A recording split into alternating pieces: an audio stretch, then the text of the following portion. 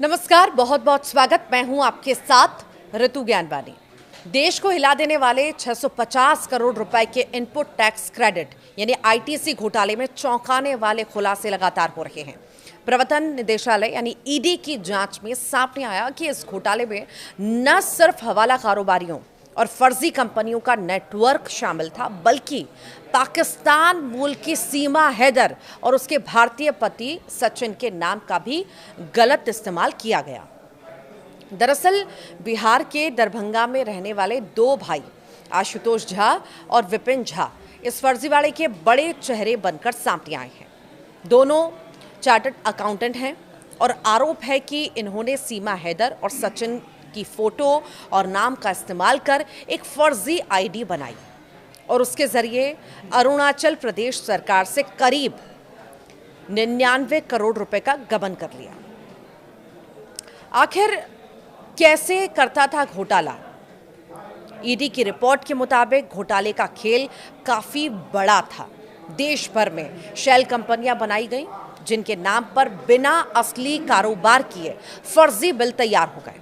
इन फर्जी लेन देन के जरिए टैक्स क्रेडिट का लाभ उठाया गया और सरकार को करीब 650 करोड़ का चूना लगा दिया गया। जांच एजेंसी को शक है कि पहले भी हुई है इस तरह की गिरफ्तारी। जी हाँ, ये कोई पहली बार नहीं है जब झा बंधु सुर्खियों में आए हों। साल 2024 में भी अरुणाचल प्रदेश पुलिस ने दोनों भाइयों को गिरफ्तार किया था। तब उन पर करीब 100 करोड़ रुपए के आईटीसी घोटाले का आरोप था। अब ये माना जा रहा है कि आरोपी से पूछताछ होगी और कई सारे बड़े खुलासे भी होंगे। अब ईडी ने दिल्ली, हरियाणा, तमिलनाडु, तेलंगाना और अरुणाचल प्रदेश में बड़े पैमाने पर सर्च ऑपरेशन चलाया है और ईटानगर स्थित ईडी के जोनल ऑफिस ने 11 सितंबर की सुबह तड़के 5 बजे से कार्रवाई शुरू की और कई अहम दस्तावेज और डिजिटल सबूत कब्जे में ले लिए हैं। एजेंसी के अनुसार जल्दी आरोपियों से पूछताछ की जाएगी और घोटाले की पूरी साजिश को उजागर भी किया जाएगा। फर्जीवाड़े का जो नेटवर्क है, ये उससे पूरा मामला जुड़ा है, सिर्फ टैक्स चोरी का नहीं है, बल्कि ये दिखाता है कि कैसे फर्जीवाड़े का नेटवर्क देश भर में फैला हुआ है, जिसमें आम लोगों के नाम और पहचान तक का दुरुपयोग कर लिया जाता है। बिहार से लेकर दिल्ली तक और दक्षिण भारत तक फैले इस घोटाले ने एक बार फिर सवाल खड़ा कर दिया है कि टैक्स चोरी और हवाला कारोबार के ऐसे संगठित खेल को रोकना आखिर कितना मुश्किल है।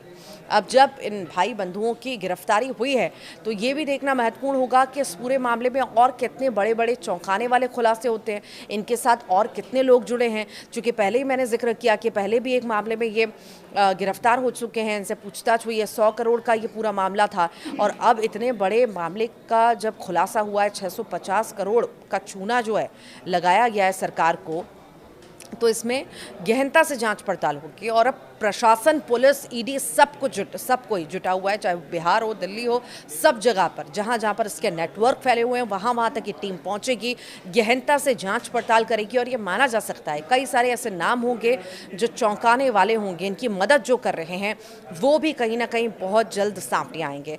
पूरा मामला हमने आपको समझाया किस तरह से ये जो है फर्जी कंपनियों का नेटवर्क ये पूरा इसमें शामिल था। पाकिस्तान मूल रूप की जो सीमा हैदर है और उसके जो पति हैं सचिन, इनके नाम पर इनके नाम का जो है गलत इस्तेमाल करके और फिर इन्होंने शुरुआत की, ये पूरा गेम चलाया। ये दोनों भाई दरभंगा के रहने वाले हैं, आशुतोष झा नाम है, विपिन झा नाम है और ये बड़े चेहरे बताए जा रहे हैं। दोनों सीए भी हैं, पढ़े लिखे हैं और आप सोचिए कि अपनी पढ़ी लिखी लाइन छोड़ करके इन्होंने ये इतना बड़े फर्जीवाड़े का रास्ता चुना और वो रास्ता चुनकर इतना बड़ा चूना जो है सरकार को लगाया, करोड़ों का चूना लगाया। अब जब खुलासा हुआ है कि इतना बड़ा चूना लगाया गया है तो अब ये देखना होगा इस मामले में क्या कुछ होता है। सीमा हैदर और सचिन की फ़ोटो का, नाम का इस्तेमाल करके ये फर्जी आईडीज़ इन्होंने बनाई और उसी के ज़रिए जो है अरुणाचल प्रदेश सरकार से करीब 99 करोड़ रुपए का गबन इन्होंने कर लिया था। ये गिरोह बहुत सक्रिय था और अलग अलग तरह से जो है पूरे घटनाक्रम को अंजाम देता था और ये काफ़ी बड़ा खेल जो है बताया जा रहा है ईडी के मुताबिक। देश भर में शेल कंपनियां बनाई गई इनके द्वारा और जिनके नाम पर बिना जो है असली कारोबार किए फर्जी बिल तैयार कर दिए गए, फर्जी लेन देन के जरिए टैक्स क्रेडिट का लाभ भी उठा लिया गया।